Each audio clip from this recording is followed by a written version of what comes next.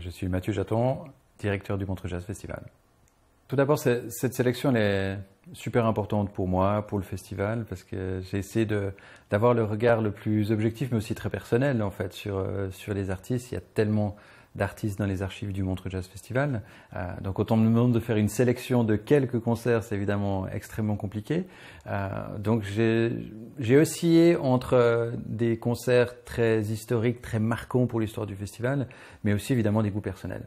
Alors le premier que je prends, pour moi c'est Nina Simone 1976.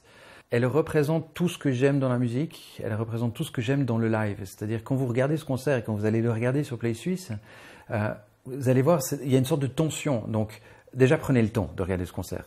Vous mettez un super son et vous prenez une bulle pour vous plonger dans l'univers de Nina Simone. C'est extrêmement important parce qu'on n'est pas en train d'écouter un album, on est en train d'écouter une performance qui est géniale. Et Nina Simone, tout ce concert, elle reprend, elle s'arrête, parfois même elle insulte le public, elle raconte des gags, elle raconte son histoire.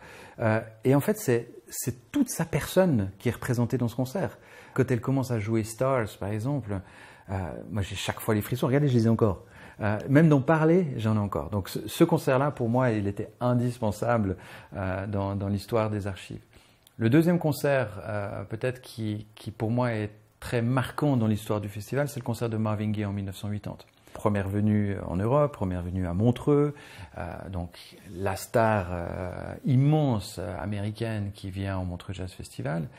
Et il avait pour habitude de toujours refuser d'être filmé. Il y a peu de concerts de cette qualité en plus, parce que là, vous regardez de nouveau tout le concert. Le groove, ce que j'aime chez Marvin Gaye, c'est toujours cette notion du groove. On voit ce grand bonhomme très classe, comme ça, avec sa veste rouge. Et cette voix, en fait, il y a juste le micro qui est posé comme ça, il y a cette voix qui sort avec une amplitude de dingue, mais surtout au-delà de l'amplitude, parce qu'aujourd'hui, on est beaucoup dans ces voix très fortes, très puissantes. Et lui, il a tout ça, mais en plus, il a le groove et il a la facilité. Et j'ai choisi aussi ces concerts-là parce que beaucoup d'artistes aujourd'hui, soul, hip-hop, R&B, se revendiquent des Nina Simone, d'Aretha Franklin, de Marvin Gaye, d'Etta James, qui ont amené cette nouvelle culture musicale en Europe qui est splendide. Donc ça, c'est deux concerts pour moi qui sont majeurs.